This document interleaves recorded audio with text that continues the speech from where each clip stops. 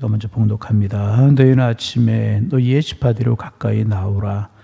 여호와께 뽑히는 그 지파는 그 족속대로 가까이 나올 것이요 여호와께 뽑히는 족속은 가족대로 가까이 나올 것이요 여호와께 뽑히는 그 가족은 그 남자들이 가까이 나올 것이며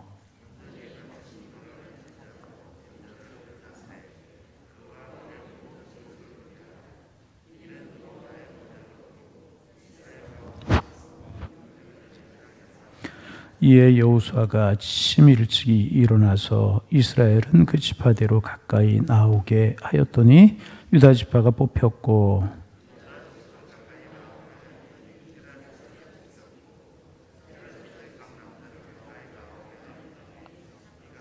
삽디의 가족 각 남자를 가까이 나오게 하였더니 유다 지파 세라의 증손이요 삽디의 손자요 갈미 아들인 아간이 뽑혔더라.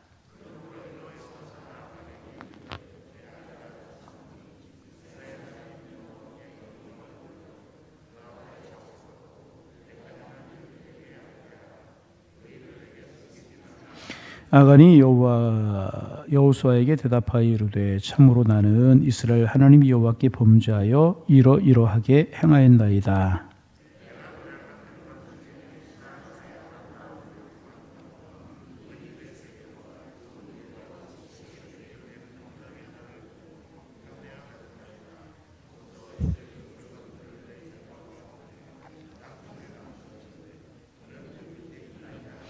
이에 여호수아가 사자들을 보내매 그의 장막에 달려가 본즉 물건이 그의 장막 안에 감추어져 있는데 은은 그 밑에 있는지라.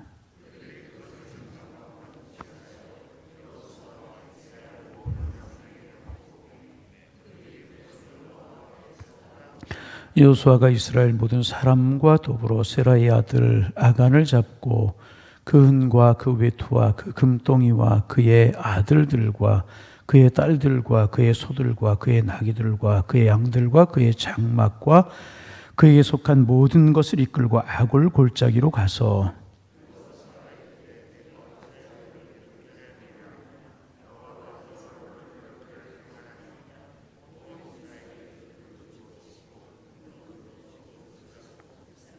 함께 보십니다. 그 위에 돌무더기를 크게 쌓았더니 오늘까지 있더라. 여호와께서 그의 맹렬한 진노를 그치시니 그러므로 그 이름을 오늘까지 아골 골짜기라 부르더라. 아멘. 우리 사람들은요, 사람의 속을 알 수 없어요. 그래서 누가 어떤 죄를 지었는지, 어떤 마음을 품고 있는지 이제 잘 모릅니다. 우리는 그저 다른 사람의 겉모습을 볼 수밖에 이제 없습니다. 그러나 하나님 우리의 중심을 보십니다. 하나님 우리의 중심을 보시기 때문에 누가 무슨 죄를 지었는지 다 알고 계십니다. 그리고 누가 하나님을 사랑하고 어떻게 그의 마음이 주께로 향하고 있는지 하나님께 다 아십니다.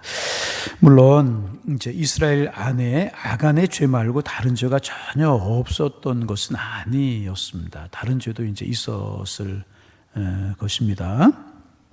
수많은 이스라엘 백성들이 함께 어울려 생활하다 보면 여러 가지 크고 작은 불상사들이 이제 있을 것입니다. 그러나 하나님은 그런 일시적인 실수보다는 의도적으로 하나님의 말씀을 거역하고 이스라엘에게 하나님 능력을 거두어간 아간의 죄를 아주 크게 생각을 이제 하셨습니다. 그런데 하나님께서는 바쳐진 물건을 가져간 사람이 누군지 직접 말씀하지 아니하셨어요. 누가 죄를 지었는지, 누구 때문에 이런 고난을 당하고 있는 것인지, 누구 때문에 아이성 전투에서 실패하게 되었는지 직접 말씀하시지 아니하셨습니다.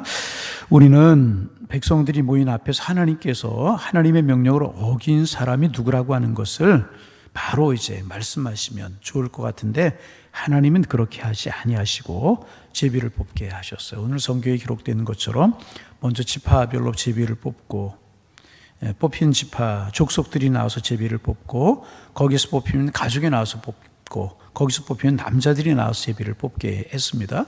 우리로 말하면 도지사들이 나와서 제비를 뽑고 동별로 나와서 뽑고 가족별로 나와서 뽑고 남자들이 나와서 뽑고 이제 이렇게 이제 한 것입니다. 그런데 이제 14절에 보면 14절 말씀 같이 한번 읽어보실까요? 읽어봅니다. 너희는 아침에 너희 지파대로 가까이 나오라. 여호와께 뽑히는 그 지파는 그 족속대로 가까이 나올 것이요 여호와께 뽑히는 족속은 그 가족대로 가까이 나올 것이요 여호와께 뽑히는 가족은 그 남자들이 가까이 나올 것이며 그랬어요. 가까이 나오라고 그랬어요. 지파대로 가까이 나오라 그렇게 말씀을 하셨어요. 어디에 가까이 나오라고 말씀하신 것일까? 어느 곳으로 가까이? 여호수아에게 가까이로 나오게 하신 것이다. 그렇게 이야기할 수도 있고 재판장들이 서서 가까이 나오게 하라 뭐 그렇게 하신 것이겠습니까? 그것이 아니고 뭐냐 하면 이것은 성소 가까이에 나오라. 이제 아직까지 성전이 없는 때였었기 때문에 이동식 성전이 성소가 있잖아요. 그 성소 가까이 나오라는 것을 의미합니다. 이제 결국 뽑히면 뽑힐수록에 이제 점점 더 하나님 가까이에 나가게 이제 되는 것입니다. 하나님께서 죄인을 직접 말씀하지 아니하시고 제비를 뽑는 과정을 통해서 범죄자를 이제 색출하게 그렇게 이제 하셨어요. 왜 그렇게 하셨는가? 직접 하나님께서 말씀하시고 아간이 죄를 졌다. 그렇게 말씀하시면 쉬울 텐데 왜 이런 과정을 거치게 하셨는가? 뽑히고 또 뽑히고 점점 좀 이렇게 좁혀 들어오게 하셨는가?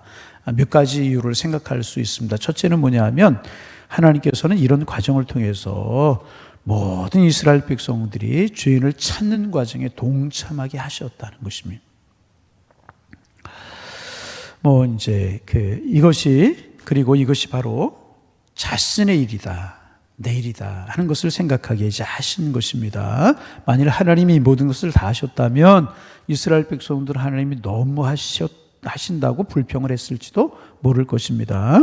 그러나 이런 바쳐진 물건과 그것을 가진 사람을 제거하는 것이 바로 이스라엘 백성들 자신들을 위한 일이다. 이것을 하나님께서 알게 하시기를 원하셨던 것이고요. 두 번째는 이런 과정을 통해서 자연스럽게 범죄자가 드러나게 하심으로 말미암아 아간을 심판하는 것이 결코 다른 감정 때문이 아니라는 것을 하나님께서 이스라엘 백성들로 알게 하고 계시는 것입니다. 공평하게 일이 이루어지고 있음을 하나님께서 알게 하신 것이고요. 세 번째 이유는 범위를 좁혀가는 과정을 통해서 지파에서 족속, 족속에서 가족, 가족에서 남자 이렇게 이제 좁혀가는 과정을 통해서 범죄자의 마음을 아마도 압박하신 것이 아닌가. 그래서 그 압박을 느끼면서 먼저 회개할 수 있는 기회를 하나님께 주시려고 하신 것이 아닌가. 그래서 만약 아간이 심적인 압박을 느껴올 때 여호수아를 찾아가서 미리 회개했다면 용서받을 가능성도 있지 않았겠습니까? 여러분 그렇잖아요. 시인하고 고백하고 죄를 사함받는 사람은 하나님이 용서하시잖아요. 성경에 보면 더 큰 죄를 범했을지라도 하나님 앞에 회개하면 하나님이 용서하셨잖아요. 이런 과정을 통해서 용서받게 하시려고, 회개하게 하시려고 하나님의 마음이 그 속에 담겨져 있었던 것이 아닌가. 그러나 아간은 끝까지 하나님을 속였어요. 하나님 앞에 회개하지 속일 수 있을 것이라고 생각했어요. 결국 자신의 이름이 호명되기까지 아간은 회개하지 않았다는 것입니다. 여러분, 우리 하나님의 말씀을 들으면서 사람은 항상 내 중심으로 생각이 되잖아요. 어떨 때는 기쁨으로 아멘이 되는 것도 있고 어떨 때는 불편할 때도 있어요. 왜 불편해요? 내가 찔려오고 내 생각과 안 맞다고 그렇다는 것입니다. 아닙니다. 여러분 내 중심으로 보지 마시고요. 말씀이 내 마음속에 어떤 방법으로 부딪혀 오든지 간에 긍정적으로 반응하시기를 바랍니다. 돌이켜보시고 회개할 것 회개하고 감사할 것 감사하고 기뻐할 것 기뻐하고 그렇게 해야만 그것이 은혜가 되게 된다. 끝까지 자기의 이름이 호명되기까지 아간은 회개하지 않았다는 것입니다. 그런데 이제 그렇게 이제 그 일을 진행해야 되는데 16절에 보면 여호수아가 아침에 일찍 일어나서 그 일을 시작했다고 그렇게 기록하고 있어요. 16절 읽어봅니다. 이에 여호수아가 아침에 일찍 일어나서 이스라엘을 그 지파대로 가까이 나오게 하였더니 유다 지파가 뽑혔고 여호수아가 아침에 일찍이 일어났다. 여러분 이런 곳에 좀 밑줄을 쳐도 좋아요. 여러분 아침에 일찍 일어났어요. 무엇을 말합니까? 여호수아가 하나님의 뜻을 준행하는 일에 있어서 지체하지 않겠다. 그런 여호수아의 의지가 그 속에 담겨져 있다는 것입니다. 여러분, 이런 경우 우리 또 볼 수 있죠. 아브라함이 하나님께서 독자 이삭을 하나님 앞에 드리라고 할 때 그날 어떻게 했어요? 아침이 일찍 일어났다. 지체하지 않겠다는 것입니다. 여러분, 하나님의 어떤 이제 그 감동을 우리에게 주셔요.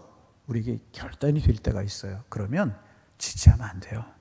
깨달음이 오거나 결단이 올 때는요, 즉시 진행하는 거예요. 여러분, 선한 일, 아름다운 일, 하나님의 일은요, 즉시 시행해야 되는 거예요. 여러분, 이 선한 일은요, 시간이 지나게 되면 반감이 돼요. 여러분, 제일 쉬운 예가 하나님 앞에 헌금하는 얘기인데, 전에도 한번 그런 말씀 드렸죠? 추수감사주일이다, 맥주감사주일이다 그러면 내 마음속에 하나님 지켜주시는 은혜에 감사해서 우리가 이만큼 해야 되겠다, 뭐 그런 마음이 들어요. 근데 시간이 지나면 거기가 눈덩이처럼 커질까요? 아니면 얼음이 녹는 것처럼 줄어들까요? 줄어들게 되어 있어요. 선하고 아름다운 일은요, 은혜가 될 때, 감동이 될 때, 오늘 아멘을 안 하시는데 그렇게 해야 돼요. 여호수아가 아침에 일찍이 행하였던 것, 하나님의 뜻을 준행하는 일에 있어서는 지체하지 않겠다, 내가 망설이지 않겠다, 그런 의지가 그 속에 담겨져 있고 그렇게 해야만 되는 것이라는 것입니다. 그리고 이제 결국 그렇게 했더니 아간이 이제 뽑히게 되었고, 여호수아는 아간을 직접 이제 심판을 하게 이제 됩니다. 그리고 아간은 여호수아 앞에 자신의 모든 죄를 인정하고 고백해요. 조금만 심적인 압박이 느껴오고 이렇게 제비가 뽑히시고 이럴 때 진작 고백했더라면 얼마나 좋았을까. 다 이제 인정을 하고 고백을 이제 합니다.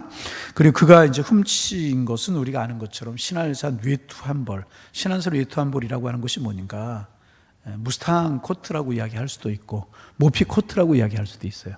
광야 생활하는 동안에 그런 거 좋은 거 못 봤잖아요. 모피 코트라고 이야기할 수 있고, 우리로 말하면 그런 것입니다. 은 200세겔, 뭐 은을 말할 것도 없고, 근 이제 그 500세겔 덩어리, 이런 것들을 장막에 묻고 감추고 이제 그랬습니다. 다 한 묻어도 없고 가장 깊은 독에 넣어두고 있고 그래서요. 여러분, 우리가 기억하셔야 됩니다. 진실은 결국 온 세상에 알려지게 되어 있습니다. 숨길 수가 없는 거예요. 꼭 그게 선한 일이든 악한 일이든 드러날 수밖에 이제 없는 것입니다. 그래서 여러분, 우리가 억울한 일을 당했어요. 힘든 일을 당했어요. 여러분, 결국은 드러나게 되어 있어요. 너무 힘들어하지 마시기를 바랍니다. 또 어떤 일 내가 잘못했어요. 지금 내가 드러나지 않는다고 너무 안심할 필요가 없어요. 왜? 결국 드러날 수밖에 이제 없는 것입니다. 우리가 다윗 이야기 잘 알잖아요. 충직한 종 우리아의 안에 범하고 발각이 되게 되자 우리아를 죽이고, 죄가 또 다른 죄를 낳고 감추기 위해서 또 감추고 또 감추고 그러다 보니까 결국 사람을 죽이는 일까지 나아가게, 그것도 충직한 우리아를 죽일 수밖에 없잖아요. 누구도 다윗이 그런 죄를 졌는지 몰랐어요. 다윗은 완전 범죄라고 생각을 했잖아요. 그리고 사람들이 생각했어요. 전쟁터에서 나가서 죽은 장수의 아내를 자기 아내로 맞아주는 다윗왕을 오히려 훌륭한 사람이라고, 좋은 사람이라고 그렇게 생각했을지도 모를 것이라는 것입니다. 그러나 만일 하나님이 다윗을 그냥 내버려 두셨다면 다윗은 하나님의 심판대 앞에서 무서운 살인자, 무서운 간음자가 될 수밖에 없었다는 것입니다. 그러나 하나님께서는 다윗에게 회개할 기회를 주셨잖아요. 나단이라고 하는 선자를 보내셔서 비유를 통해서 다윗이 범죄자라고 하는 것을 알려주셨고, 그럴 때 아간과 다윗이 다른 것이 무엇인가? 하나님 앞에 철저하게 자신의 죄를 인정하고 자복하고 눈물로 회개하잖아요. 여러분, 단순하게 인정하고 자복하고 눈물로 회개했다, 여기서 끝이겠습니까? 여러분, 그거 모르겠어요? 사람들이 전부 다 왕이 저런 죄를 졌대?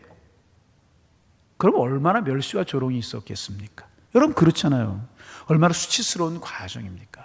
그러나 그럼에도 불구하고 다윗은 자기의 죄를 인정했다는, 자복했다는, 그러기에 하나님께 다윗을 사랑하신 거라. 이 다윗과 이제 아간이 다른 거라고 이야기할 수가, 이제 결국 하나님이 다윗을 용서하시고 다윗을 성군으로 삼으시고 그 우리아의 밧세바를 통해서 그리스도의 혈통이 나오게 하나님께 축복하시지 않습니까? 그래서 여러분, 아직 기회가 있고 시간이 있을 때 하나님 앞에서 나를 철저하게 돌아보고 돌이킬 수 있고 회개할 수 있고 어떤 길이 바른 길인지. 여러분 교회 생활할 때도 인정에 끌리거나 그래서는 결코 안 돼요. 나하고 가깝다고 안 해요. 그것이 진리에서 벗어나고 하나님께서 벗어나고 하나님에게 유익이 아니면 아닌 것이라는 것이죠. 하나님의 뜻이 무엇이고 교회 공동체 유익이 무엇이고 하나님이 원하시는 무엇인가 이것을 물을 수 있고 아니면 속히 돌이킬 수 있는 그런 자세가 우리에게 있어야 될 것이라는 것입니다. 드디어 이제 여호수아가 아간을 심판합니다. 그런데 이제 우리가 이제 그 죄인을 이제 한번 생각해 보세요. 죄인이 이제 어떤 공동체에서 어떤 잘못한 사람이 있어요. 붙들어 놓고 심판하려고 합니다. 이 사람이 잘못했다고 인정하고 시인해요. 그러면 마음속에 어떤 마음이 들까요? 불쌍해. 그 사람이 불쌍해지는 마음이 들어요. 그렇죠? 전혀 여러분 아니에요? 뭐가 불쌍해요? 죄를 졌는데 불쌍한 마음이 들어요. 그래서 자칫 잘못하면 우리가 하나님보다 관대해질 수가 있습니다. 하나님께서 용서하지 말라고 하셨음에도 불구하고 자기 마음대로 용서할 수 있다는 거죠. 하나님보다 더 관대해질 수가 있어요. 그래서 우리가 아무리 사랑이 많다고 해도 하나님보다 더 많을 수는 없는 것입니다. 그래서 하나님이 심판하라고 하셨으면 우리는 심판의 인정에 끌려도 안타까워도 그렇게 하나님이 버리라고 하면 버리시는 것처럼 심판하라고 하면 심판해야 되는 것입니다. 여러분 우리가 사울 이야기 잘 알잖아요. 하나님께서 아말렉과 전쟁을 하고 나서 왕을 죽이고 사람들을 죽이고 다 진멸하고 좋은 것 다 불태워버리고 이제 죽이라고 양소 이런 거 죽이라고 그랬잖아요. 그런데 이제 사울은 아말렉 왕 살려주었고 그리고 이제 양과 이런 짐승들 육축들 다 살려주었잖아요. 좋은 것 다 끌고 왔어요. 하나님께서 왜 아말렉 사람 죽이라고 하셨을까? 왜 진멸하라고 하셨을까요? 그것은 이미 그들이 지금까지 지은 죄가 멸망당할 만큼 충분히 컸다는 것입니다. 그래서 하나님 진멸하라고 하셨다는 거예요. 그래서 하나님이 심판하라고 하셨는데 사울 그렇게 하지 않았어요. 자기가 하나님보다 더 인자한 것이고 또 사실은 자기의 욕심이 그 속에 들어가 있죠. 좋은 것을 취하려고 하는 욕심 들어가고 그렇게 하지 않았다. 결국 자기를 위해서 그렇게 한 거잖아요. 하나님의 영이 그에게서 떠났고 이스라엘의 왕의 직분을 빼앗겨 버리고 말아. 참 안타까운 일이 아닐 수가 이제 없습니다. 여호수아 자비에 풀지 않았어요. 우리 여호수아도 인간적으로 생각하면 아간을 용서하고 싶었을 거예요. 인간적으로 그러면 이해가 가죠. 40년 동안 강해서 좋은 거 입어봤고 좋은 거 누려봤겠습니까? 인간적으로 생각하면 용서하고 싶었겠지만은 아간의 범죄가 하나님의 의를 이루지 못하였고 하나님의 뜻이 아니었고 하나님의 마음에 너무나 고통을 주었고 하나님이 이것 때문에 힘들어요.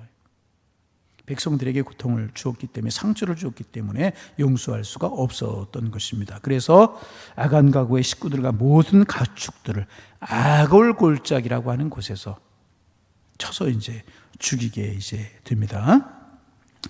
여러분, 우리 흔히 다른 사람에게 죄 짓는 것을 인정해요. 내가 다른 사람의 관계 속에 죄 짓는 거 인정합니다.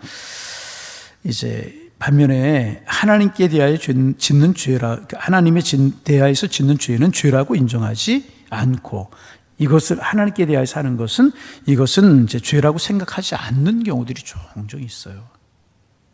사람에게서는 금방 잘못한 게 드러나니까 하나님 앞에서 한 것 금방 드러나지 않잖아요.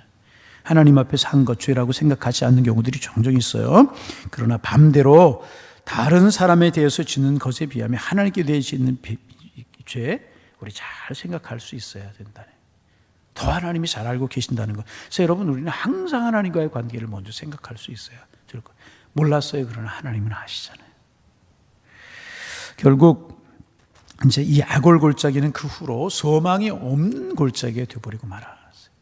아골 골짜기, 죽음의 골짜기. 그리고 찬송도 아골 골짝 빈들에도. 그래서 아골 골짜기가 된 거예요.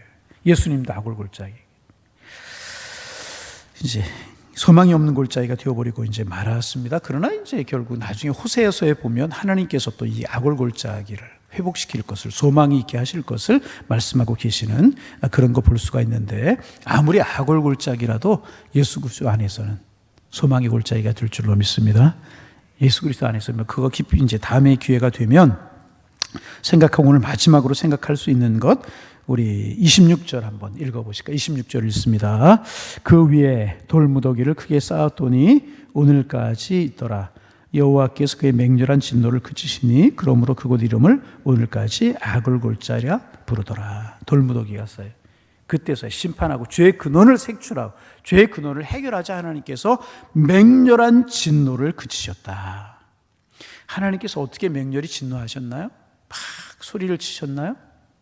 벼락을 치셔서 심판하셨나요? 그렇지 않잖아요. 그런데 하나님께서 어떻게 맹렬하게 진노하셨다. 그렇게 표현할 수 있는 것이겠습니까? 그렇잖아요. 하나님께서 불로 심판하시거나 그러지 않았잖아요. 그렇잖아요. 그런데 하나님께서 맹렬히 진노하셨다고 성경은 기록하고 있습니다. 어떻게 하나님께서 맹렬하게 진노하셨는가? 여러분 기억하시기를 바랍니다. 하나님께서 함께 하시지 않으면 그것이 심판이고 진노예요. 그러면 이스라엘 백성들에게 어떻게 함께 하시지 아니하셨는가? 그래, 너희들 아이성 전투에서 너희들 힘으로 해봐. 하나님이 그들과 함께 하시지 아니하셨다는 거죠. 그리고 이스라엘 백성들을 보기 좋게 패배하고 36명이 죽고 그 마음이 물처럼 녹아내리고 그랬다는 거예요. 여러분, 우리 기억하시기를 바랍니다. 하나님의 벼락이 우리에게 떨어지지 않고 불심판이 우리 떨어지지 않아도 하나님 우리와 함께 하시지 않으면 하나님 우리에게 진노하시는 것이라는, 하나님이 우리 교회에 함께 하시지 않으면 우리 교회를 향하여 그건 진노하시는 거고요. 이민족과 함께 하시지 않으면 하나님은 이민족에게 진노하시는 거예요. 여러분 가정에 하나님이 함께 하시지 않으면 그것은 진노하시는 거라는 거예요. 그래서 여러분 기억하시기를 바랍니다. 가장 큰 축복이 무엇인가? 하나님이 우리와 함께 하시는 거예요. 임마누엘의 축복이 가장 큰 축복이라는, 임마누엘, 하나님 우리와 함께 하신다. 하나님이 여러분과 함께 하시는 게 느껴지십니까? 그러면 여러분 하나님의 축복이 함께 하심을 믿으시기를 바랍니다. 맹렬한 진노라고 표현했는데 불을 내리셨어요. 뭐 막대기로 심판을 하셨어요. 뭐 소리를 치셨어요. 안 해요. 그런데 너희들끼리 싸워봐. 하나님이 함께 하시지 않았다는 거죠. 이것이 맹렬한 진노였다는 거예요. 여러분, 하나님의 은혜가 느껴지고 사랑이 느껴지고 하나님의 음성이 들려오고 내 마음속에 하나님이 부딪혀오고 그 부딪혀오는 것이 내 마음을 불편하게 할지라도 하나님의 말씀으로 받으셔야 돼요. 거역하면 안 돼요. 이것을 맹렬한 진노라고 이야기를 할 수 있는 거예요. 그리고 그 죄의 근원을 해결할 때 진노가 그쳤다. 여러분, 그러게 하나님과의 관계가 최고라는 거예요. 오늘 이 새벽도 하나님과의 관계를 새롭게 하시기를 바랍니다. 하나님, 오늘도 하나님의 손길이 느껴지게 하옵소서. 하나님의 숨결이 느껴지게 하옵소서. 하나님 내 옆에 동행하심이 느껴지게 하옵소서. 이게 최고로 큰 축복이라는 거죠. 성령님 내 안에 함께 하여 주옵소서. 오늘도 주의 사랑으로 함께 하여 주옵소서. 가장 큰 축복이고 오늘도 주와 동행할 수 있는 축복 우리에게 있기를 소망합니다. 오늘 아침에도 행여나 내 마음속에 하나님과 나를 가로막고 있는 그곳이 있지는 않은지 사람들 몰라요. 아무도 몰라요. 나도 인식하지는 못했어요. 그런데 무엇인가 가려져 있어서 하나님의 축복을 가로막고 있는 것이 있지는 않은지 깊이 묵상해보고 하나님 이것 제하여 주옵소서 생각해보고 하나님의 숨길 성령의 은혜가 느껴지게 하옵소서. 기도로 오늘 하루를 시작하시고 출발하셔서 하나님의 은혜가 회복되고 하나님의 축복이 함께하는 복 있는 날, 복 있는 삶을 살아가는 우리 모두 다 되시기를 주님의 이름으로 축복합니다. 하나님